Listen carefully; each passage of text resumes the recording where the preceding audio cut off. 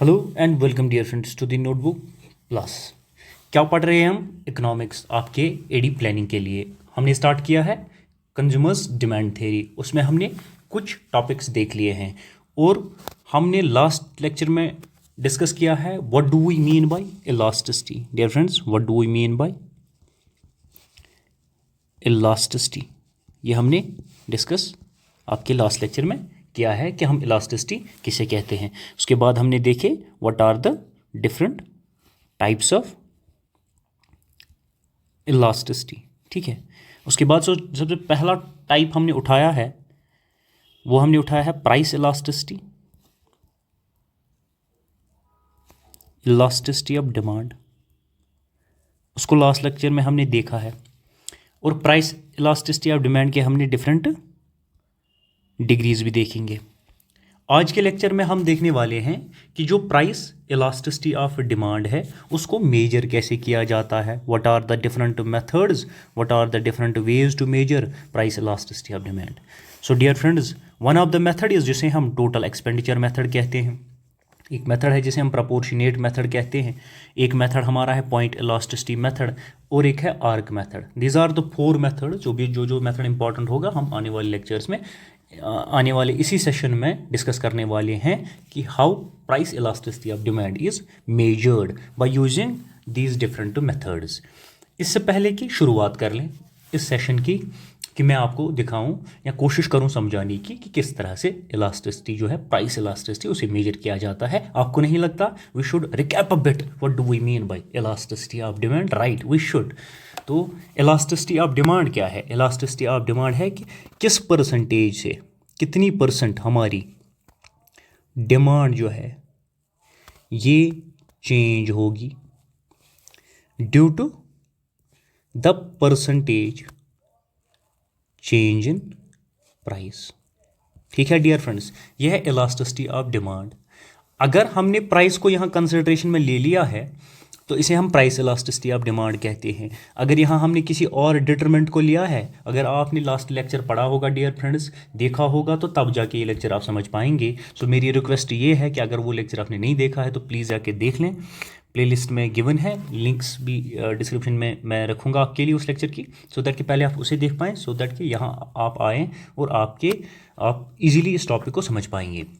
जब मैं कहता हूँ when there is percentage change in, कितनी परसेंट हमारी डिमांड चेंज हो जाएगी किसकी वजह से, किसी डिटरमिनेंट की वजह से, उसे हम इलास्टिसिटी ऑफ डिमांड कहते हैं। लेकिन जब उस डिटरमिनेंट को हम कहते हैं कि वो डिटरमिनेंट प्राइस है कि कितनी परसेंट हमारी डिमांड चेंज होने वाली है परसेंटेज चेंज ऑफ प्राइस से, उसे हम इलास्टिसिटी ऑफ डिमांड कहने वाले हैं। मोटा मोटी कि लॉ ऑफ डिमांड हमें समझा देता है कि किस डायरेक्शन में डिमांड जाएगी प्राइस के चेंज होते हुए। अगर प्राइस ऊपर गया तो डिमांड नीचे आएगी, जो लॉ ऑफ डिमांड हमें कहता है।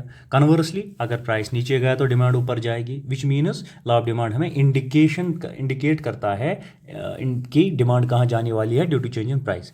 लेकिन किस एक्सटेंट तक, कितनी परसेंट हमारी डिमांड चेंज होने वाली है due to the change in price, उसे हम प्राइस इलास्टिसिटी ऑफ डिमांड कहते हैं। और इसी percentage change in quantity demanded due to percentage change in price को मेजर करने के कुछ मेथड्स हैं जो मैंने नीचे दिए हैं और इन्हीं को हम पढ़ने वाले हैं। आइए मेरे साथ, पहला जो आपका मेथड है to measure price elasticity of demand, total expenditure method, इसको समझने की कोशिश करते हैं। दोस्तों, क्या कहता है आपका टोटल एक्सपेंडिचर मेथड? पहले बता दूं आपको, इसे टोटल आउटले मेथड भी कहते हैं। आपकी इन्फॉर्मेशन के लिए, आप जब खुद से अगर कोई बुक पढ़ने वाले हैं, आपको अगर टोटल आउटले मेथड के नाम से कोई मेथड मिलेगा, वो हमारा यही मेथड है, टोटल एक्सपेंडिचर मेथड। आपका total expenditure method price elasticity of demand को मेजर करता है। और प्राइस इलास्टिसिटी ऑफ डिमांड क्या है मैं आपको अभी अभी बता चुका हूं, ताज़ा ताज़ा आपके जहन में होगा। Price elasticity of demand dear friends कहता है कि हमारा जो एक्सपेंडिचर है, हमारा जो टोटल एक्सपेंडिचर है, जो हम खर्चा करने वाले हैं एक पर्टिकुलर गुड पे, इसे ले लीजिए गुड एक्स, जो हम टोटल खर्चा करने वाले हैं या कितना खर्चा करने वाले हैं एक गुड पे, गुड एक्स पे, उसमें कितनी चेंज आने वाली है इन परसेंटेज, कितनी परसेंट चेंज आएगी ड्यू टू, डियर फ्रेंड्स ध्यान रखें, due to change in price but due to percentage change in price. क्या बता रहा हूं मैं कि टोटल एक्सपेंडिचर मेथड या टोटल आउटले मेथड का स्टेटमेंट क्या है। It measures, it says that to what percent और to what extent total expenditure changes due to the percentage change in price. जब हम डियर फ्रेंड्स बात करते हैं कि किस परसेंटेज, कितनी परसेंट हमारी एक्सपेंडिचर जो है, टोटल एक्सपेंडिचर जो हम गुड्स पे या एक पर्टिकुलर गुड पे खर्चा करने वाले हैं, वो कितनी परसेंट चेंज होने वाली है due to the percentage change in price. कितनी परसेंट चेंज हो गई, उससे कितना परसेंट हमारा टोटल एक्सपेंडिचर चेंज हो गया है। हमारे सामने डियर फ्रेंड्स 3 केसेस अराइज हो जाते हैं। क्या होते हैं? 3 केसेस अराइज हो जाते हैं। कौन से, मैं बता देता हूं। उससे पहले आपको मैं बता दूं कि एक्सपेंडिचर जो हमारा है, एक्सपेंडिचर ये बराबर होता है आपका price of the product and आप कितनी क्वांटिटी डिमांडेड जो है करने वाले, कितनी quantity of a good demand करने वाले हैं, एक्सपेंडिचर आपका ये बराबर होता है। फॉर एग्जांपल आपका मैं यहाँ कॉर्नर, लेफ्ट टॉप कॉर्नर पे लिख देता हूँ, आप थोड़ा ध्यान दें। अगर आपका price 10 rupees of a product है और 10 में से ऑफ क्वांटिटी जो डिमांड करने वाले हैं, आपकी क्वांटिटी डिमांड जो है वो 20 है, आप 10 रुपये में 20 यूनिट्स एक प्रोडक्ट के लाते हैं, तो आपका एक्सपेंडिचर क्या होगा? P into Q which means 10 into 20 which means this is your expenditure, right. तो एक्सपेंडिचर, टोटल एक्सपेंडिचर मेथड के केस में जब हम कंसिडर करते हैं, स्टेटमेंट ऑफ लॉ कहता है कि हमारा एक्सपेंडिचर कितना परसेंट चेंज होगा due to the percentage change in price. तो हमारे पास 3 पॉसिबिलिटीज अराइज होती हैं। कौन कौन सी? एक पॉसिबिलिटी अराइज होती है कि जब प्राइस फॉल होगा, with the fall in price demand, obviously law of demand कहती है कि डिमांड इंक्रीज हो जाएगी, डिमांड इंक्रीज हो जाएगी, लेकिन जो हमारा टोटल एक्सपेंडिचर है ये भी इंक्रीज हो जाएगा, ये भी इंक्रीज हो जाएगा। एक केस ये है, फिर से रिपीट कर रहा हूं आपके लिए। पहली पॉसिबिलिटी कहती है कि जब प्राइस हमारा फॉल होगा, डिक्लाइन होगा, तो डिमांड इंक्रीज होगी, लॉ ऑफ डिमांड अप्लाई हो रहा है, लेकिन हमारा टोटल एक्सपेंडिचर भी इंक्रीज होगा। With the fall in price हमारा टोटल एक्सपेंडिचर इंक्रीज होगा, विच मीन्स कि हम और खर्चा करने वाले, और डिमांड करने वाले हैं। कन्वर्सली अगर प्राइस राइज हो गया, डिमांड फॉल होगी, टोटल एक्सपेंडिचर फॉल होगा। इसके केस में जो न्यूमेरिक वैल्यू हमारा इलास्टिसिटी ऑफ डिमांड का होगा वो ग्रेटर देन 1 होगा, वो ग्रेटर देन 1 होगा। तो आपको पता है कि आपको जब मैं इलास्टिसिटी ऑफ डिमांड पढ़ा रहा था, हमारी price elasticity of demand greater than 1 कब होती है? तब हमारी जो डिमांड होती है वो कौन सी इलास्टिक होती है? हमारी डिमांड जो है वो मोर इलास्टिक होती है, वो मोर इलास्टिक होती है या रिलेटिवली इलास्टिक होती है। किसके केस में? जब हमारा numeric value elasticity of demand का ग्रेटर देन 1 होता है। तो first possibility which means when there is change in price, when there is fall in price, demand increases, total expenditure also increases, right? Total expenditure also increases, and when there is rise in price, demand हमारी fall होती है और total expenditure भी fall होता है, right. इसके case में हमारा numerical value elasticity of demand का क्या होता है? ग्रेटर देन 1, विच मीन्स इस केस में जब टोटल एक्सपेंडिचर और प्राइस की चेंज एक दूसरे से उल्टा होगी, अपोजिट होगी, तो तब हमारी इलास्टिसिटी ऑफ डिमांड क्या होती है? मोर इलास्टिक या रिलेटिवली इलास्टिक, राइट। दूसरी पॉसिबिलिटी कौन सी हमारी बनती है टोटल एक्सपेंडिचर के मेथड में? वो हमारी बनती है dear friends, when there is rise और फॉल इन प्राइस। जब जो प्राइस है ये चेंज हो जाएगा, विच मीन्स ये राइज या फॉल होगा, डिमांड फॉल या राइज होगी, अकॉर्डिंगली जो हमारा टोटल एक्सपेंडिचर है ये सेम रहेगा, इस पर कोई फर्क नहीं पड़ेगी, विच मीन्स कि प्राइस चेंज हो जाएगी, प्राइस राइज हो सकती है, फॉल हो सकती है, डिमांड अकॉर्डिंगली ऑब्वियसली प्राइस के राइज से जो हमारी डिमांड है ये फॉल होगी और प्राइस के फॉल से डिमांड हमारी राइज होगी, लेकिन हमारे एक्सपेंडिचर पे कोई फर्क नहीं पड़ती है, हमारा एक्सपेंडिचर चेंज नहीं होगा, हम एज इट इज डिमांड करते हैं रेस्पेक्ट ऑफ द फैक्ट कि प्राइस इंक्रीज हुई या डिक्रीज हुई। इसके केस में न्यूमेरिक वैल्यू क्या होता है हमारी इलास्टिसिटी ऑफ डिमांड का? वो इक्वल टू 1 होता है डियर फ्रेंड्स, वो इक्वल टू 1 होता है डियर फ्रेंड्स, विच मीन्स हमारा इलास्टिसिटी ऑफ हमारी डिमांड कब जब क्या इलास्टिक होती है? तब वो होती है यूनिटरी इलास्टिक, जब हमारा न्यूमेरिकल वैल्यू ईडी का 1 होता है। तीसरी पॉसिबिलिटी डियर फ्रेंड्स क्या आती है हमारे सामने? When if with the fall in price, जब प्राइस कम होगा एक पर्टिकुलर गुड का, गुड एक्स है, इसका प्राइस फॉल हो गया, डिमांड राइज होगी, ठीक है, लॉ ऑफ डिमांड फॉलो हो रहा है यहाँ तक। लेकिन टोटल एक्सपेंडिचर जो है ये भी फॉल होगा, प्राइस भी फॉल होगा, डिमांड भी फॉल, हमारा टोटल एक्सपेंडिचर भी फॉल होगा dear friends. And with the rise in price हमारा टोटल एक्सपेंडिचर भी राइज होगा, विच मीन्स यहाँ डायरेक्ट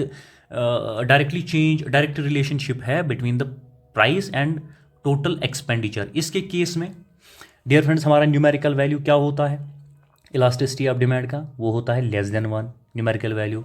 और कब होती है इसके केस में हमारी डिमांड क्या इलास्टिक होती है, वो होती है रिलेटिवली इन इलास्टिक।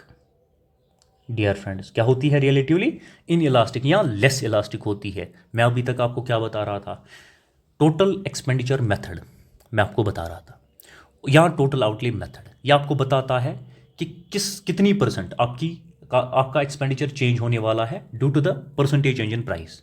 जब हम इस परसेंटेज इस रिलेशनशिप को कंस्ट्रक्ट करने की कोशिश करते हैं तो 3 सिचुएशन हमारे सामने आती है। एक सिचुएशन प्राइस फॉल होगा, एक्सपेंडिचर इंक्रीज होगा, कन्वर्सली प्राइस राइज होगा, एक्सपेंडिचर फॉल होगा। इसके केस में हमारी इलास्टिसिटी ऑफ डिमांड होती है मोर इलास्टिक या रिलेटिवली इलास्टिक, राइट। दूसरा इंपॉर्टेंट जो पॉसिबिलिटी हमारी आती है इसके केस में वो है कि जब प्राइस राइज हो, फॉल हो, हमारा एक्सपेंडिचर चेंज बिल्कुल भी नहीं होता, हमारी इलास्टिसिटी ऑफ डिमांड तब इक्वल टू 1 होती है।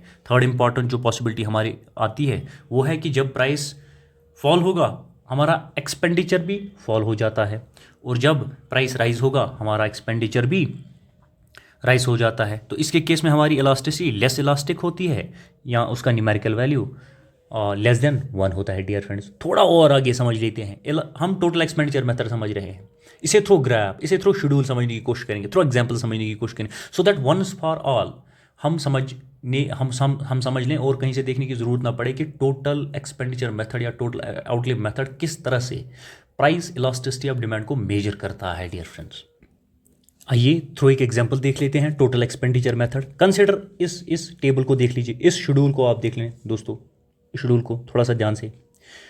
ये प्राइस हमने दे दिया है यहाँ, प्राइस ऑफ गुड एक्स कोई कमोडिटी है, उसका प्राइस है, केजीज में गिवन है, और ये उसकी क्वांटिटी है, और ये टोटल एक्सपेंडिचर है। टोटल एक्सपेंडिचर कैसे निकलता है, ये मान के चलिए हमारा प्राइस 1 है, इस पर हमने 2 kgs पर केजी 1 रुपीज़ है, हमने 2 kgs खरीदे हैं। और जो टोटल एक्सपेंडिचर हमारा कैसे निकलता है मैं आपको पहले भी बता चुका हूँ, प्राइस इनटू क्वांटिटी जो हम खरीदते हैं, क्वांटिटी डिमांड, वो हमारा टोटल एक्सपेंडिचर के बराबर हो जाता है, ठीक है। कंसिडर कर लें कि हमारा प्राइस 9 है, इस पे हमने 9 रुपीज़ प्राइस है पर केजी, हमने 20 इन केजीज 20 खरीदा है, कोई भी प्रोडक्ट कमोडिटी एक्स खरीदा है, तो हमारा जो टोटल एक्सपेंडिचर है ऐसे जो हमने निकाला है ये 180 हो गया है, ठीक है, कोई मसला नहीं है। अब देख लें कि अगर प्राइस फॉल हो गया है फ्रॉम 9 to 8, प्राइस फॉल हो गया है which means price has fallen, उससे क्या हुआ, डिमांड इंक्रीज हो जाएगी, जो लॉ ऑफ डिमांड कहती है, इनवर्स रिलेशनशिप बिटवीन। लेकिन हमारा एक्सपेंडिचर जो है ओब्वियसली वो भी बढ़ गया, डिमांड बढ़ी, एक्सपेंडिचर भी बढ़ा due to the fall in price. ये कौन सा केस है डियर फ्रेंड्स, ये केस है हमारी पहली पॉसिबिलिटी जिसमें हम कहते हैं when there is fall in price, उससे हमारा एक्सपेंडिचर बढ़ जाएगा, और उससे हमारा एक्सपेंडिचर बढ़ जाएगा, वहाँ हमारा value numerical value elasticity of demand का क्या होता है, ग्रेटर देन 1। यहाँ देख ले, table shows when the price falls from 9 to 8 total expenditure increases from 180 to 240, when price rises from 7 to 8 total expenditure falls from this to this 280 to this, demand is elastic या more elastic या relatively elastic. दूसरा कि यहाँ थोड़ा और बढ़िए, अब price और फॉल हो गया, राइट। अब थोड़ा उल्टा देख लें, यहाँ पे प्राइस 7 से 8 हो गया, यहाँ ये केस देख लेते हैं। तो यहाँ पे हम अगर 7 पे 40 डिमांड कर रहे थे, 280 हम एक्सपेंडिचर हमने कर दिया था, 40 इन केजीज हमने क्वांटिटी डिमांड कर दी, 280 हमारा एक्सपेंडिचर है, लेकिन अगर मान के चलते हैं हम कि प्राइस राइज हो गया फ्रॉम 7 to 8, तो तब क्या हो रहा है, तब हम क्वांटिटी डिमांड कम कर रहे हैं, हमारा एक्सपेंडिचर कम हो रहा है। हमारी फर्स्ट पॉसिबिलिटी की मैं आपको एग्जांपल थ्रू टेबल समझाने की कोशिश कर रहा हूं कि टोटल आउटले मेथड किस तरह से हमें समझाता है कि इलास्टिसिटी ऑफ डिमांड को किस तरह से मेजर किया जा सकता है। तो अभी तक मैं आपको बता रहा हूं first possibility total expenditure method में कि जब हमारी प्राइस फॉल होगी फ्रॉम 9 to 8, जैसे हमने देखा एक्सपेंडिचर हमारा बढ़ेगा फ्रॉम 180 to 240। अगर प्राइस राइज हो गया फ्रॉम 7 to 8, हमारा एक्सपेंडिचर डियर फ्रेंड्स कम होगा और क्वांटिटी डिमांड भी कम होगी फ्रॉम 40 to 30, और एक्सपेंडिचर भी ओबियसली कम होगी from 280 to 240। Dear friends next possibility देखते हैं, आइए मेरे साथ थोड़ी देर बने रहिए। I make it easy for you कि आपको इकोनॉमिक्स वंस फॉर ऑल समझ आ जाए, एटलीस्ट इस टॉपिक पे तो हम जान लगा ही देंगे। दूसरी पॉसिबिलिटी क्या कहती है फ्रेंड्स, यहाँ देख लें, टेबल पे देख लें, यहाँ ये वाला पोर्शन आप देख लें, ये वाला पोर्शन आप टेबल में देख लें। दूसरी पॉसिबिलिटी आपकी कहती थी कि when there is fall in price और when there is rise in price, total expenditure आपका चेंज बिल्कुल भी नहीं होता। देख लेते हैं, आपका प्राइस 6 है, ये फॉल आपकी क्वांटिटी डिमांडेड 50 और आपने एक्सपेंडिचर 300 कर दिया इस पर्टिकुलर क्वांटिटी पे जब मार्केट प्राइस ये था, ठीक है। अब प्राइस फॉल हो गया फ्रॉम 5 to 6, पहले 6 था अब 5 हो गया। इस 5 प्राइस पे आपने 60 यूनिट्स खरीदे हैं, लेकिन एक्सपेंडिचर इतना ही कर रहे हैं आप, राइट। अब देख लें, आपका प्राइस 4 है और 4 पे ये बढ़ के 5 हो गया है, 4 है, 4 पे आप 70 यूनिट्स खरीद रहे हैं, एक्सपेंडिचर वही कर रहे हैं। अगर एक्सपेंडिचर हम इंक्रीमेंटली ले लें, डिक्रीज हमने देख लिया, अगर 4 से 5 एक्सपेंडिचर हम इंक्रीज देख रहे हैं, एक्सपेंडिचर हम डिमांड हमारी 60 हो रही है लेकिन एक्सपेंडिचर उतना ही कर रहे हैं। Second possibility, when there is change in price, fall, increase और डिक्रीज इन प्राइस, हमारा टोटल एक्सपेंडिचर जो है, टोटल आउटले जो है हमारा, वो बिल्कुल चेंज नहीं होता। इस केस में numerical value elasticity of demand का 1 होता है, और ये कौन सा केस है, यूनिटरी इलास्टिसिटी ऑफ डिमांड। हमारी डिमांड यूनिटरी इलास्टिक होती है, विच मीन्स वो बिल्कुल भी रिस्पॉन्स नहीं करती है to the change in price. क्या रिस्पॉन्स नहीं करता, हमारा एक्सपेंडिचर रिस्पॉन्स नहीं कर रहा, हमारा एक्सपेंडिचर सेम रहता है। Dear friends third important possibility देखते हैं, आइए यहाँ देख लेते हैं। इस पोर्शन में क्या देखना है, when the fall in price from 3 to 2, when there is fall in price, total expenditure falls from 240 to 180, and when the price rises from Re1 to rupees 2, total expenditure also rises from 100 to 180। इसके case में क्या होती है हमारी elasticity of demand, ये in elastic होती है या लेस इलास्टिक होती है डियर फ्रेंड्स। और न्यूमेरिकल वैल्यू क्या होता है, न्यूमेरिकल वैल्यू होता है हमारा डियर फ्रेंड्स लेस देन 1। किसके केस में, जहाँ पे हमारा जो प्राइस है फॉल होगा और टोटल एक्सपेंडिचर ऑल्सो फॉल होगा। क्या कहता है टोटल आउटले मेथड, टेबल में देख लें आप, टेबल में आपका प्राइस पहले 3 था, आपकी क्वांटिटी 80 खरीदी और 240 आपने एक्सपेंडिचर कर दिया, प्राइस फॉल हो गया फ्रॉम 3 to 2, आपने 90 डिमांड कर दी लेकिन प्राइस उतना ही है, प्राइस 1, आपने एक्सपेंडिचर 180 ही कर दिया है। अब यहाँ देख लें, आपका प्राइस 1 हो गया, 1 पे है, 1 पे आपने 100 जो है क्वांटिटी डिमांड कर ली है, एक्सपेंडिचर 100 कर लिया है डियर फ्रेंड्स, एक्सपेंडिचर आपने 100 कर लिया है। लेकिन आप यहाँ थोड़ा सा डिफरेंस देख लें, आप ये पॉसिबिलिटी देख लें, जब 1 से 2 आपका एक्सपेंडिचर ये प्राइस हो गया, आपका जो एक्सपेंडिचर यहाँ पे है ये भी राइज हो गया फ्रॉम 1 to 180, और यहाँ पे जब प्राइस फॉल हो रहा था 3 to 2, आपका एक्सपेंडिचर भी फॉल हो रहा है। यहाँ डायरेक्ट रिलेशनशिप है डियर फ्रेंड्स। तो आप टोटल एक्सपेंडिचर मेथड या टोटल आउटले मेथड पढ़ रहे हैं। आइए ये तो थ्रू एग्जाम्पल समझने की कोशिश कर रहे थे, हम थ्रू इसे ग्राफ समझने की कोशिश करेंगे कि टोटल एक्सपेंडिचर मेथड हमें कहता क्या है। ग्राफ अगर इसकी बनानी है तो ग्राफ इस शेप की बनेगी डियर फ्रेंड्स। ये आपकी जो कर्व है, ये कर्व जो है ये यहाँ से यहाँ तक जो एक कर्व है आपकी, और यहाँ से यहाँ तक ये पूरी कर्व, इसे टोटल आउटले कर्व कहते हैं, टोटल आउटले कर्व और टोटल एक्सपेंडिचर कर्व कहते हैं, राइट। आइए देखते हैं कि ये कर्व क्या कहती है। पहला केस, फ्रॉम पॉइंट ए यहाँ से कंसिडर कर लें टू पॉइंट डी तक। क्या हो रहा है कि अगर आपका प्राइस जो है यहाँ पे पी है मान के चलिए, और डिमांड ऑफ इतनी कर, एक्सपेंडिचर ऑफ, सॉरी यहाँ से हम एक्सपेंडिचर मेजर करते हैं, एक्सपेंडिचर आपने इतना कर लिया। अगर आपका प्राइस फॉल हो गया फ्रॉम P1 to P0, आपने एक्सपेंडिचर ज़्यादा कर दिया, आप एक्सपेंडिचर ज़्यादा कर रहे हैं, वो पहला केस आपका। इस केस में जब आपका प्राइस फॉल होता है तो टोटल एक्सपेंडिचर राइज होता है, और प्राइस राइज होता है टोटल एक्सपेंडिचर फॉल होता है, तो हमारा वैल्यू क्या होता है न्यूमेरिकल इलास्टिसिटी ऑफ डिमांड का, ग्रेटर देन 1। और ये देखिए ये portion from D to G, from D to G portion देखिए, या ये कौन सा केस है हमारा डियर फ्रेंड्स, ये वो केस है कि अगर प्राइस इंक्रीज होगा डिक्रीज होगा, लेकिन हमारा जो आउटले है एक ही जगह पे है, इतना ही हम खर्चा करने वाले हैं, हमारा खर्चा जो है वो हमारा टोटल एक्सपेंडिचर जो बिल्कुल चेंज नहीं होगा। इसके केस में व्हेन प्राइस फॉलोज और राइजेज डिमांड, टोटल एक्सपेंडिचर जो हमारी है वो अनचेंज्ड रहती है, और numerical value elasticity of price elasticity of demand का क्या होता है, equal to 1, which means unitary elastic. अब आइए थर्ड केस पे, आप यहाँ से पॉइंट जी से और पॉइंट जे तक आ जाइए, फ्रॉम पॉइंट जी टू जे इस ग्राफ में, ये वाला पोर्शन हम अंडरस्टैंड करने की कोशिश कर रहे हैं, जो हमारा थर्ड केस है। इसमें क्या कहता है, टोटल एक्सपेंडिचर मेथड डिफरेंस ये कहता है when there is fall in price expenditure also falls, when there is a rise in price expenditure also rises. यहाँ आप केस देख लें, अगर आपका प्राइस यहाँ पे है, एक्सपेंडिचर आप इतना कर रहे हैं, टोटल एक्सपेंडिचर आपका इतना है यहाँ पे, अगर प्राइस राइज हो गया तो एक्सपेंडिचर भी राइज हो रहा है, विच मीन्स यहाँ पे डायरेक्ट रिलेशनशिप बन रही है किन के दरमियान, प्राइस एंड टोटल एक्सपेंडिचर के दरमियान। So first method to measure elasticity of demand हमने देखा है। दूसरा मेथड देखते हैं, दूसरा कौन सा मेथड है हमारा, परसेंटेज मेथड और proportionate method to measure the price elasticity of demand. ठीक है डियर फ्रेंड्स, और ये मेथड किसने दिया है, आपके डॉक्टर एल्फ्रेड मार्शल साहब ने दिया है, आपके डॉक्टर एल्फ्रेड मार्शल साहब ने दिया है। और क्या कहता है ये मेथड, आपका प्रपोर्शनेट और परसेंटेज मेथड क्या कहता है कि किस तरह से मेजर किया जा सकता है इलास्टिसिटी ऑफ डिमांड को, किस तरह से मेजर किया जा सकता है बता देते हैं आपको, बने रहिए। क्या कहता है, किस तरह से मेजर करता है आपका ये मेथड, ये कहता है कि हम प्राइस इलास्टिसिटी ऑफ डिमांड को मेजर करेंगे, वो रेशियो है या प्रपोर्शन है, percentage change in quantity demand by proportionate change in price, proportionate change इन आपके पॉइंट जो परसेंटेज है या प्रपोर्शनेट इलास्टिसिटी मेथड वो किस तरह से मेजर करता है, वो कहता है इलास्टिसिटी ऑफ प्राइस आपके यहाँ बराबर होता है, हम मेजर करेंगे इलास्टिसिटी ऑफ डिमांड को कि परसेंटेज चेंज इन और proportionate change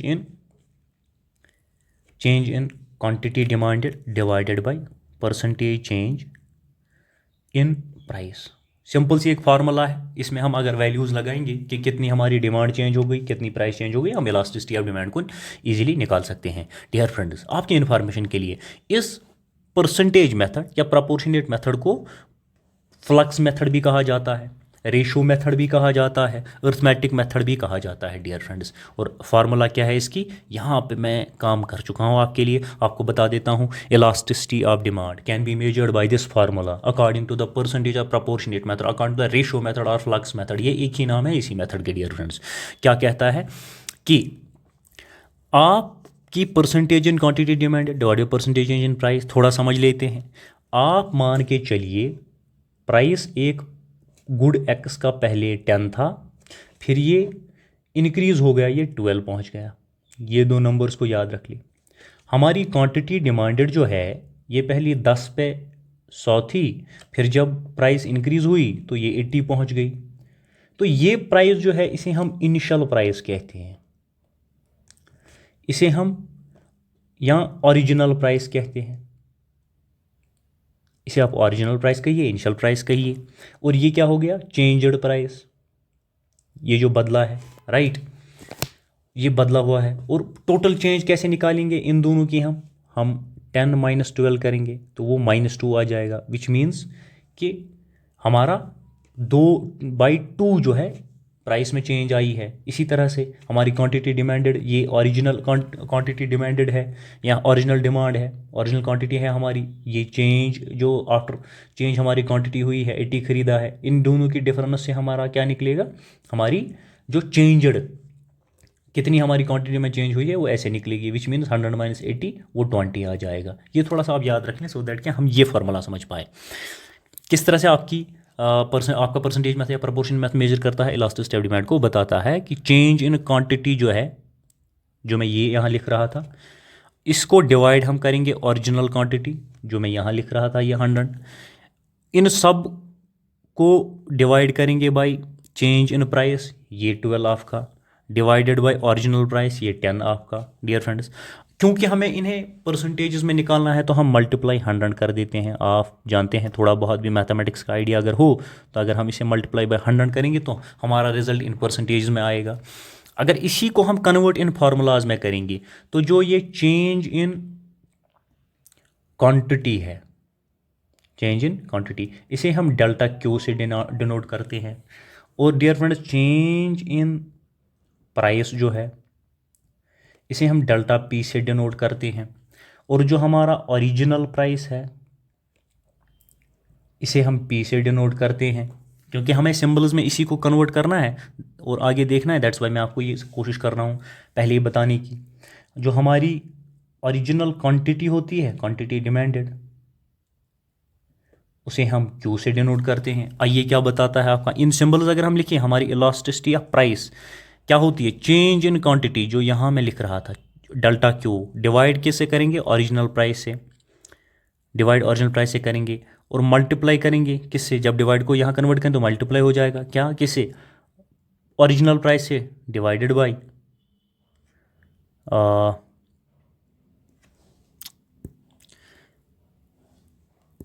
divided by change in price. वो किसके बराबर होता है, चेंज इन मल्टीपल कर दीजिए तो वो हमारा बराबर हो जाता है change in price, change in quantity divide by change in price into original price divide by original quantity. जब अगर वैल्यू, अगर न्यूमेरिकल वैल्यूज इनमें आप लगा देंगे तो ऑफ इलास्टिसिटी जो आपकी है ईडी आपका निकल जाएगा। वो डियर फ्रेंड्स वैल्यू निकल के आएगा और आप इजीली बता सकते हैं कि आपकी डिमांड उस केस में वो ग्रेटर देन 1 है, यानी कि मोर इलास्टिक है या रिलेटिवली इलास्टिक है, वो आपकी लेस देन 1 है, इन इलास्टिक है या लेस इलास्टिक है, वो आपकी इक्वल टू 1 है, यूनिटरी इलास्टिक है। डियर फ्रेंड्स, वो आप इजीली बता सकते हैं।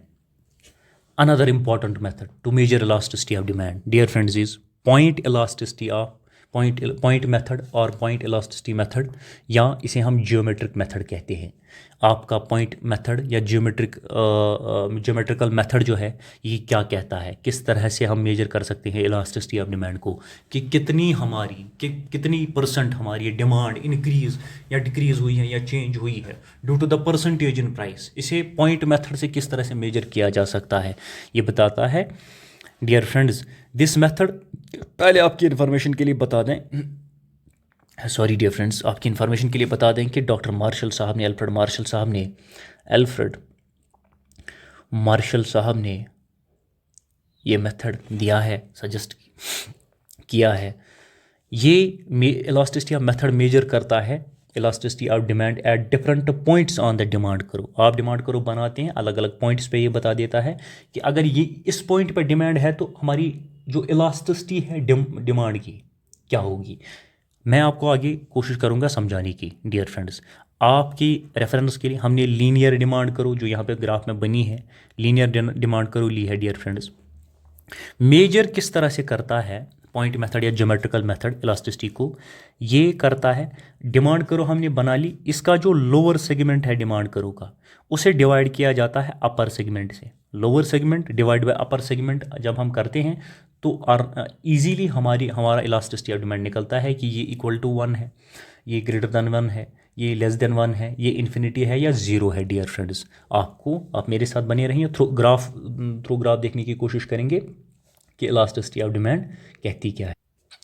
ये आपकी डिमांड करो है जो लीनियर है, ये आपका वाई एक्सिस है जहाँ से आप प्राइस मेजर करते हैं, यहाँ से आप क्वांटिटी डिमांडेड मेजर करते हैं एक्स एक्सिस से, राइट।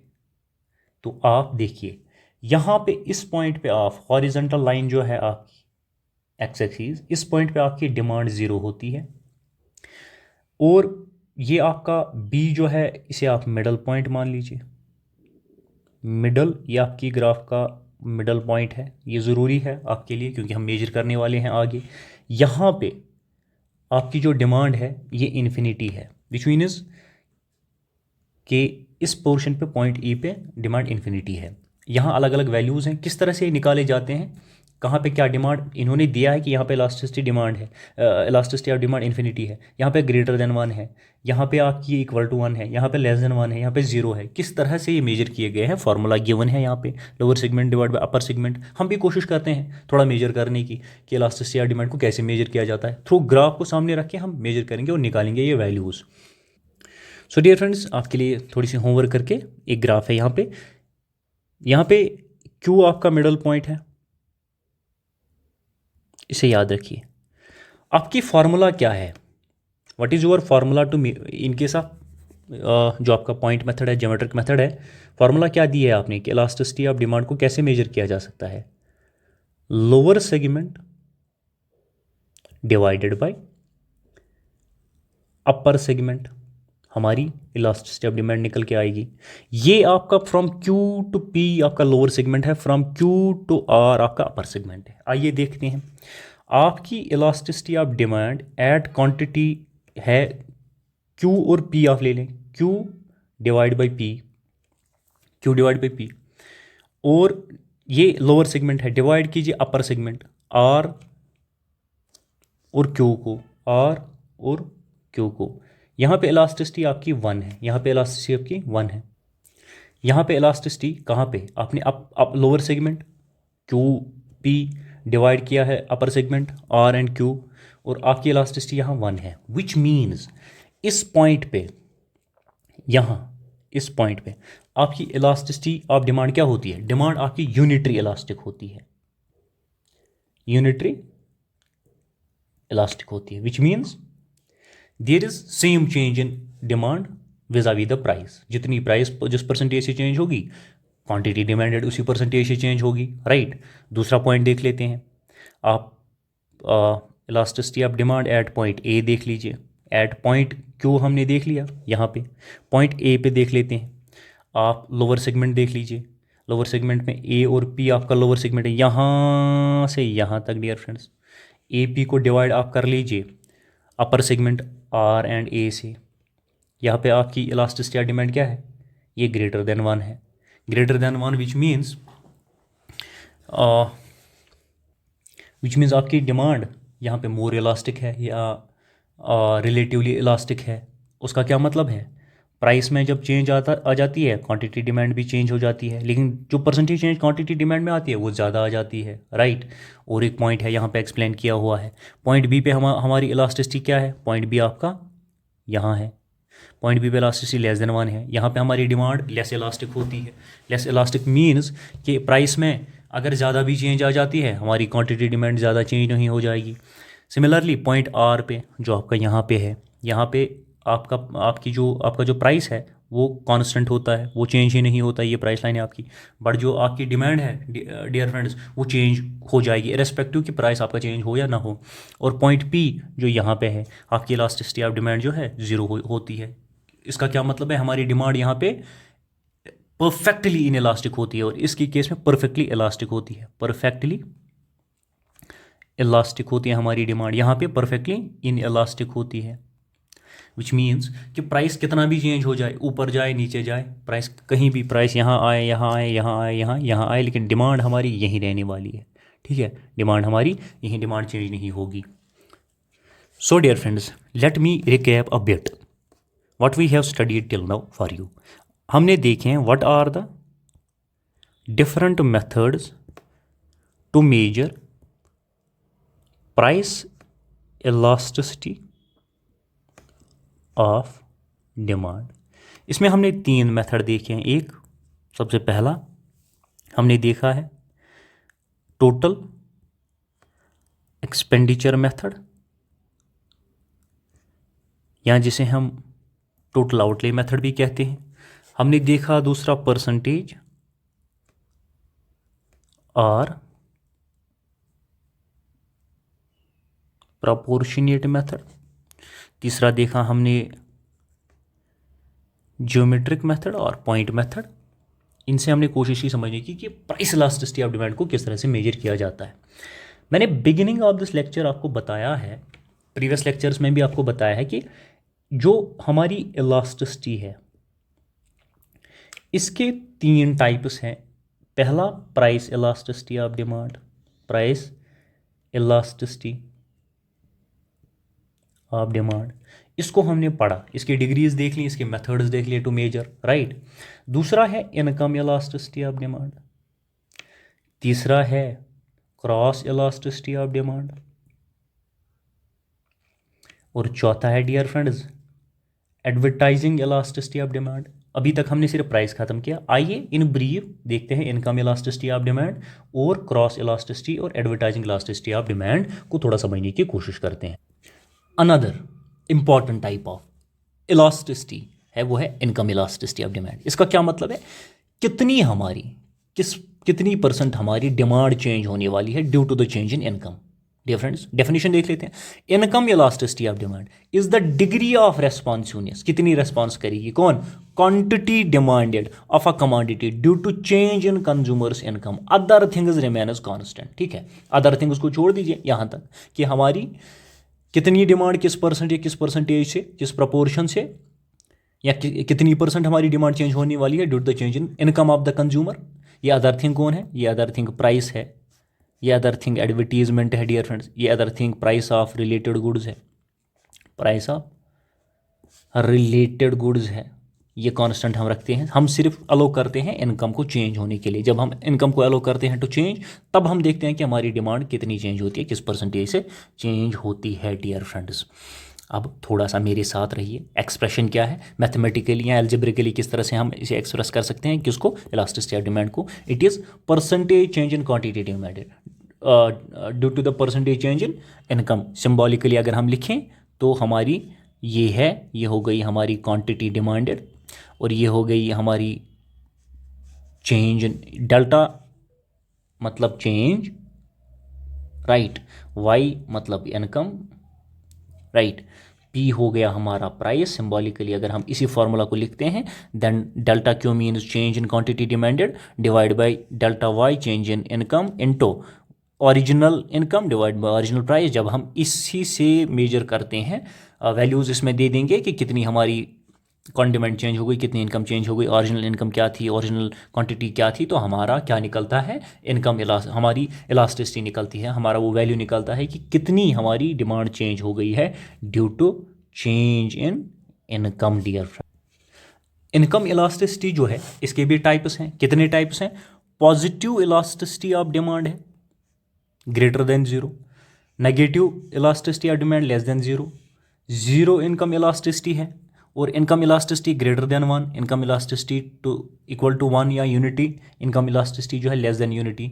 इन टाइप्स को थोड़ा सा जल्दी कोशिश करते हैं समझने की कि इनकम इलास्टिसिटी जो है इसके टाइप्स कितने हैं, यानी कि हमारी डिमांड कितनी परसेंट चेंज होने वाली है, कब कम होती है, किस percent due to the change in percentage in income, और कितनी परसेंट हमारी इनकम चेंज होगी, कितनी परसेंट उसे डिमांड क्वांटिटी डिमांड चेंज होने वाली है, वो जीरो होगी, लेस देन जीरो होगी, ग्रेटर देन जीरो होगी, इक्वल टू वन होगी, ग्रेटर देन वन होगी, लेस देन वन होगी, किस केस में होगी। इसी के बेसिस पे इसके अलग अलग टाइप्स हैं जो मैंने आपके लिए यहाँ पे रीड कर दिए हैं। इनको ही डियर फ्रेंड्स देख लेते हैं, क्विकली कोशिश करते हैं देखने की। पहला है positive income elasticity of demand, which means if there is direct relationship between income of the consumer and demand for a commodity, then income elasticity will be positive, which means अगर consumer की income भी बढ़ती है और quantity demand भी बढ़ती है तो तब उस केस में हमारी डिमांड पॉजिटिवली इलास्टिक होती है, और अगर कन्वर्सली भी देखें तो तब भी होती है, राइट। दस if the quantity demand for a commodity increases with the rise in income of the consumer and vice versa, यानी कि कन्वर्सली अगर इनकम फॉल होती है तो क्वांटिटी डिमांड भी फॉल होगी, तो तब उस केस में हमारी जो इलास्टिसिटी ऑफ डिमांड क्या होती है डियर फ्रेंड्स, हमारी जो इनकम इलास्टिसिटी ऑफ डिमांड वो पॉजिटिव होती है या ग्रेटर देन जीरो होती है डियर फ्रेंड्स। एग्जांपल कौन कौन सी है, एग्जांपल आपकी है luxury goods, right. Luxury goods में क्या होता है, आपकी आमदनी बढ़ती है, आप उन गुड्स को और ज़्यादा, आप ओब्वियसली आपकी इनकम बढ़ी है तो आप उन गुड्स को नेसेसिटीज़ आप तो आपने पूरी कर ली है, लेकिन अब आप लग्जरीज पे चले जाते हो, आप टीवी रेफ्रिजरेटर कार अपने लिए खरीदना स्टार्ट कर देते हो dear friends. So the second important type क्या है हमारा इनकम इलास्टिसिटी ऑफ डिमांड का, वो है negative income elasticity of demand. ये क्या बता देता है, if there is inverse relationship between income of the consumer and demand for the commodity then income elasticity will be negative. उसका क्या मतलब हुआ, उसका मतलब ये है कि quantity demand for a commodity decreases with the rise in income. जब आपकी इनकम जो है ये इंक्रीज हो जाती है और आप क्वांटिटी डिमांड जो है डिमांड कम कर देते हैं किसी पर्टिकुलर गुड के लिए डियर फ्रेंड्स, इसे हम नेगेटिव इनकम इफेक्ट कहते हैं। अब आपका सवाल होगा कि सर ये कैसे होता है कि जब इनकम हमारी बढ़ेगी तो हम डिमांड कम करेंगे।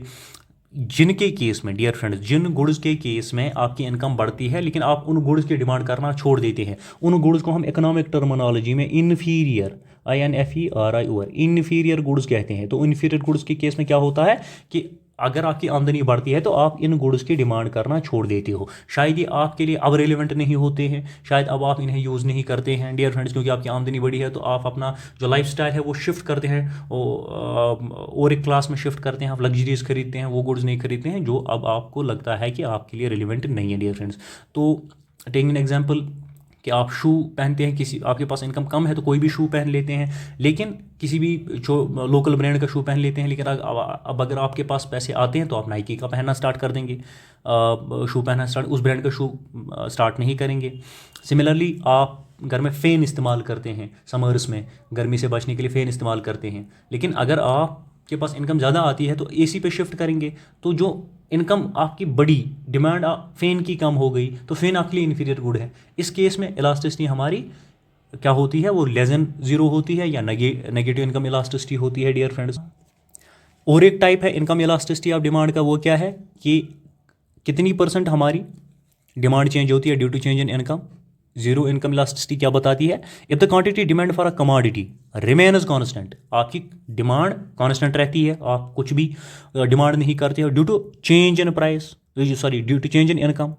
मेरा अभी भी मेरी सुई प्राइस पे ही अटकी हुई है।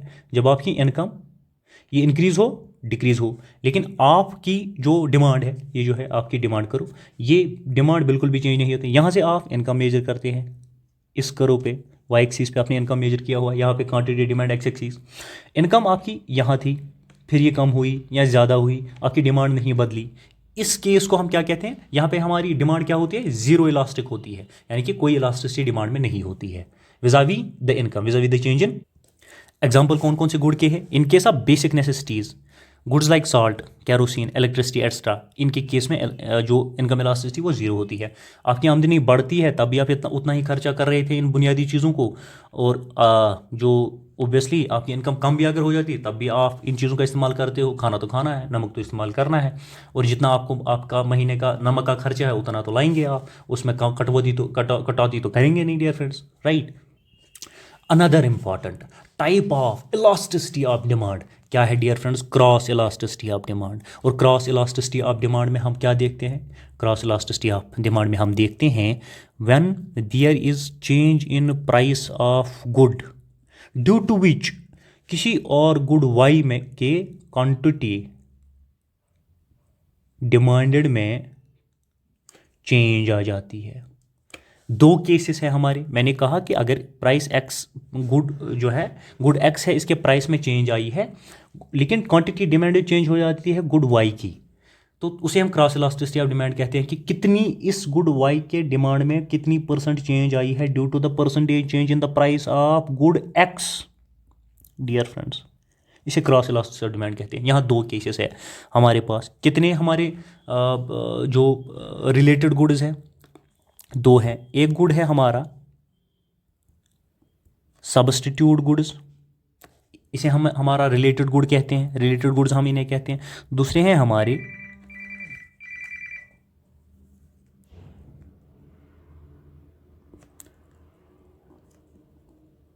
Complementary goods. और सब्स्टिट्यूट गुड्स क्या होते हैं, ये वो गुड्स होते हैं जिनको हम for example taking an example of coffee and T, बहुत सारी एग्जांपल्स हैं आपकी सिंपलिसिटी के लिए। अगर हम कॉफ़ी का इस्तेमाल करना बंद कर दें किसी भी वजह से, तो इसके बदले अगर हम कॉफ़ी का नहीं टी का इस्तेमाल करेंगे तो हमारी जो सेटिस्फेक्शन है दोनों से सेम मिलती है। आप चाय पी लें, कॉफ़ी पी लें, दोनों में से कुछ ना कुछ आपको मिलना चाहिए। सो कॉफ़ी सब्स्टिट्यूट है टी का या वाइस वर्सा, ठीक है। तो इन गुड्स के केस में क्या होता है, अगर कॉफ़ी का प्राइस इंक्रीज हो गया तो कॉफ़ी आप पीना कम करेंगे या बंद करेंगे, तो इसके बदले कुछ ना कुछ तो आपको पीना पड़ेगा, सो दैट आपको सेटिस्फेक्शन मिल जाए, चाय पीने वाली, कॉफ़ी पीने वाली। तो आप टी की डिमांड, क्योंकि कॉफ़ी का प्राइस फॉर एग्जांपल 10 है और टी का 11 है, प्राइस आप मान के चलिए, राइट, प्राइस। अब अगर कॉफ़ी का प्राइस 13 हो गया, प्राइस इंक्रीज हो गया, और कॉफ़ी का अभी टी का 11 ही है, टी का 11 ही रह गया, relating T with coffee, T अब रिलेटिवली चीपर हो गई है, ये सस्ती पड़ रही है आपको 11 रुपये में। अब कॉफ़ी की आप जो कंजप्शन है वो कम कर देंगे या बंद कर देंगे, आप इसके बदले टी का इस्तेमाल करेंगे। सो विच मीन्स कि जब प्राइस कॉफ़ी का इंक्रीज हो गया है, डिमांड किसकी, टी की बढ़ गई है, इन गुड्स को हम सब्स्टिट्यूट गुड्स कहते हैं। और एक टाइप ऑफ गुड है, उसे भी देख लेते हैं। और आप टाइप ऑफ गुड है वो है हमारा, जो मैंने आपके लिए लिख दिया है, complementary goods. Dear friends, complementary goods वो गुड्स होते हैं जिन्हें हम जॉइंटली डिमांड करते हैं। अकेले इनको इस्तेमाल करके हमारी जो ख्वाहिश पूरी नहीं हो सकती, हमारी वांट जो है सेटिस्फाई नहीं हो सकती है अगर हम अकेले इनकी डिमांड करें। जैसे अगर हमने कार लाई है अपने लिए, इस गाड़ी चलाने के लिए, सफ़र करने के लिए, तो हमें पेट्रोल भी खरीदना पड़ेगा, तो कार और पेट्रोल को हम जॉइंटली डिमांड करते हैं। इन गुड्स को आपस में कंप्लीमेंट्री गुड्स कहते हैं। These are those which are jointly demanded to satisfy human wants, to satisfy individuals consumers wants, right. आप मोबाइल फ़ोन और सिम कार्ड देख लें, अगर आप मोबाइल फ़ोन लाते हैं तो सिम कार्ड आपको लाना पड़ेगा। अब होता क्या है, इन्हें भी हम जॉइंटली डिमांड करते हैं। अब होता क्या है कि जब मोबाइल फ़ोन्स की प्राइसेस इंक्रीज़ हो जाएंगी तो जो डिमांड है सिम कार्ड्स की वो डिक्रीज़ हो जाएगी, यहाँ पे नेगेटिव रिलेशनशिप है, लेकिन यहाँ पे डियर फ्रेंड्स डायरेक्ट रिलेशनशिप है। तो ओबियसली अगर मोबाइल फ़ोन ज़्यादा महंगे हो गए, आप नहीं खरीदेंगे तो सिम कार्ड्स भी नए नहीं खरीदेंगे लोग। तो अब हमें क्रॉस इलास्टिसिटी ऑफ डिमांड बताता क्या है, क्रॉस इलास्टिसिटी ऑफ डिमांड हमें बताता है कि when there is percentage change in price of a good, due to which कितनी परसेंट चेंज क्वांटिटी डिमांड में आती है of it is related good, वो कंप्लीमेंट्री गुड हो सकता है, वो सब्स्टिट्यूट गुड हो सकता है। आइए थोड़ा सा देख लेते हैं डेफिनेशन आपको भी समझा देते हैं, खुद भी समझते हैं। Cross elasticity of demand, measure of responsiveness of a demand for a good towards the change in price of related good is called cross elasticity of demand. अभी मैं आपको यही बता रहा था कि कितनी आपकी डिमांड चेंज होने वाली है, किसकी वजह से, जब आपके रिलेटेड गुड का प्राइस चेंज हो जाएगा। वो रिलेटेड गुड आपका सब्स्टिट्यूट गुड हो सकता है, कंप्लीमेंट गुड हो सकता है। It is always measured in percentage terms, obviously elasticity को परसेंटेज में मेजर किया जाता है। हम पिछले लेक्चर्स में भी, इस लेक्चर में सुबह से तो यही पढ़ रहे हैं। With the consumption behaviour being related, the change in price of the related good leads to the change in demand of another good. ठीक है, अगर एक गुड की चेंज में प्राइस हो जाएगी तो उसके रिलेटेड गुड के डिमांड में चेंज आ जाएगी, जैसे मैंने सब्स्टिट्यूट्स और कंप्लीमेंट्री गुड्स के केस में आपको बता दिया। क्रॉस इलास्टिसिटी ऑफ डिमांड की formula, in case of two goods अगर सब्स्टिट्यूट्स है for each other like tea and coffee, the cross price elasticity will be if the price of coffee increases demand for tea increases. अगर जो मैं अभी आपको example में बता रहा था, टी की अगर कॉफ़ी का प्राइस इंक्रीज हो गया, टी की कॉफ़ी बढ़ेगी, अगर टी और कॉफ़ी एक दूसरे से सब्स्टिट्यूट है, ठीक है, क्रॉस इलास्टिसिटी ये हमें बता देता है। ऑन द अदर हैंड अगर गुड्स कॉम्प्लीमेंट्रीज हैं, विच मीन्स ये पेन एंड इंक है जिन्हें हम जॉइंटली डिमांड करते हैं, क्रॉस इलास्टिसिटी आपको क्या बताती है, जो यहाँ पे क्रॉस इलास्टिसिटी पॉजिटिव होती है, which means price and quantity demand of related goods में डायरेक्ट रिलेशनशिप होती है, ये बढ़ेगी तो इसके लिए डिमांड भी बढ़ेगी, राइट। तो यहाँ क्रॉस इलास्टिसिटी नेगेटिव क्यों होती है, क्योंकि अगर प्राइस एक गुड का इंक्रीज हो गया है तो इसकी जो क्वांटिटी डिमांडेड है इसके रिलेटेड गुड की वो डिक्रीज हो जाएगी, तो cross elasticity demand complementary goods के केस में आपकी नेगेटिव होती है। तो क्या कहता है, अगर पेन एंड इंक है तो demand for ink will decrease, ink की डिमांड कम हो जाएगी। If the price of pen will increase, if the price of pen increases demand for ink will decrease. तो थ्रू अ फार्मूला एल्जेब्रिकली किस तरह से हम एक्सप्रेस इसे करते हैं, क्रॉस इलास्टिसिटी ऑफ डिमांड को प्रोपोर्शनेट चेंज या percentage change in quantity demanded of good Y change in percentage change in the demand of good y, dear friends, due to the percentage of proportionate change in the price of good x. ये दोनों थोड़ा याद रख लें so that कि it will be easy for you to understand. Another important and the last type of elasticity of demand is advertising elasticity of demand. ये advertising elasticity of demand क्या कहता है dear friends? Advertising elasticity of demand refers to the proportionate change in demand of a commodity due to proportionate change in advertising expenses. आप देखते हैं यहाँ पे कि किस proportionate से किस परसेंटेज से हमने चेंज की है, इंक्रीज या डिक्रीज कर दी है advertising expenses for a particular good. एक पर्टिकुलर गुड को एडवर्टाइज करने के लिए कितना हमने एक्सपेंसेस किया है, किस परसेंटेज से चेंज किए हैं, किस परसेंटेज से फॉर यूम कर लें बढ़ा दिए है, उससे कितनी परसेंटेज हमारी डिमांड जो है उस गुड के लिए, गुड एक्स मान लीजिए, गुड के लिए चेंज हुई है. ये एडवर्टाइजिंग इलास्टिसिटी ऑफ डिमांड कहती है. Right. Advertising elasticity measures and advertising campaign effectiveness in generating sales. ठीक है, क्या ये मेजर करता है कि कितना आपने एडवर्टाइजिंग कंपेन की है, कितना खर्चा किया है जो सेल्स जनरेट के लिए या डिमांड बढ़ाने के लिए फॉर अ पर्टिकुलर प्रोडक्ट और for a number of products.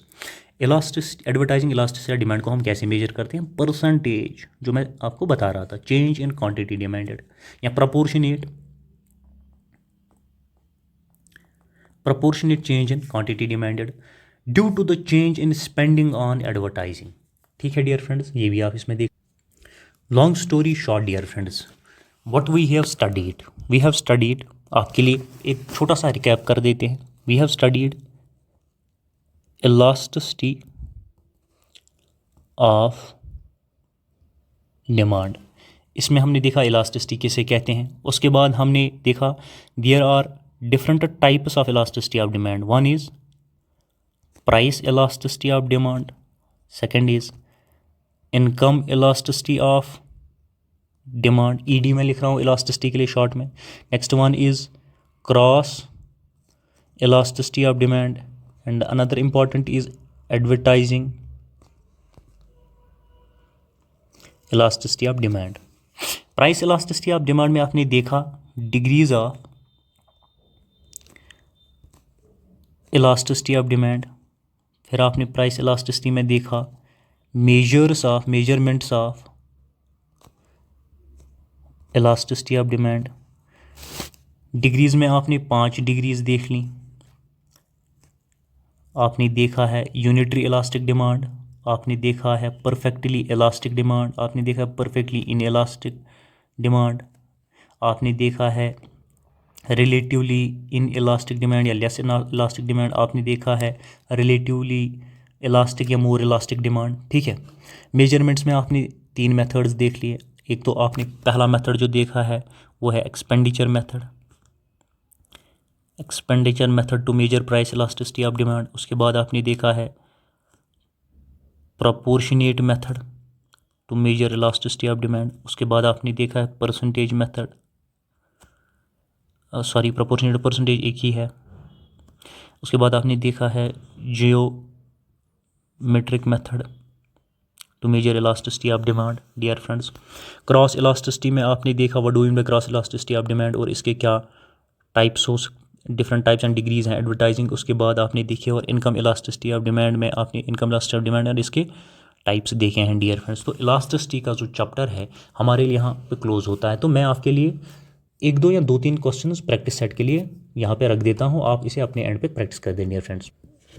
So dear friends, कुछ प्रैक्टिस क्वेश्चंस मैंने आपके लिए यहाँ पे रखे हैं. इन्हें प्लीज़ अगर आपको लगता है तो प्रैक्टिस करें, आप आंसर लिखने की कोशिश करें. और कीप इन माइंड कि JKPSC आपका एग्ज़ाम कराने वाला है, तो आप कोशिश करें एक बेहतरीन आंसर बनाने की, लिखने की. तो पहला क्वेश्चन है explain the total expenditure method measuring price elasticity of demand. इसे एक्सप्लेन करना है. ओबियसली जब आप इसे एक्सप्लेन करेंगे एक थ्योरेटिकल अंडरस्टैंडिंग होंगी, ग्राफ आप तैयार रखेंगे, छोटा सा शेड्यूल अगर आप प्रिपेयर रखते हैं तो ठीक है, अगर नहीं तो graph is important in this question. इसे आप अटैम्प्ट करते वक्त ग्राफ से, इसे विदाउट ग्राफ तो ये होगा ही नहीं. और थ्योरेटिकल बैकग्राउंड में आप ओबियसली 3 पॉसिबिलिटी जो हमने पढ़ी है वो आप इसमें लिख देंगे. So what do you understand by price elasticity of demand, how it is measured, तो इसे भी आप प्रैक्टिस करें। अनदर इम्पॉर्टेंट है, what are the different factors that determine price elasticity of demand. ये इंपॉर्टेंट है डियर फ्रेंड्स, ये question अगर पूछा जाएगा तो शायद इसकी एक पॉसिबिलिटी रहेगी। तो मैंने कुछ फैक्टर्स आपके लिए लिख दिए हैं, इन्हें मेंशन करना है और कोशिश करनी है इन बुलेट पॉइंट्स, कुछ इंपॉर्टेंट पॉइंट्स इनमें लिखने हैं और इसे कैसे क्या फैक्टर्स हैं मैंने यहाँ आपके लिए लिख दिए हैं, एक स्क्रीनशॉट आप ले सकते हैं। नेचर ऑफ कमोडिटी भी डिटरमाइन करती है elasticity of demand of a commodity, availability of substitutes, alternative use of commodity, postponement of use, income of the consumer, habit of consumer, price level, time period, postponement of the income dear friends. So ये आप अपने level पे कर लें dear friends. और जो PPT है इस पूरे लेक्चर की या आने वाले लेक्चर्स की भी होंगी वो टेलीग्राम चैनल में आपको मिल जाएगी, और टेलीग्राम चैनल की जो डियर फ्रेंड्स लिंक है वो नीचे कमेंट बॉक्स में आपको मिल जाएगी। Thank you.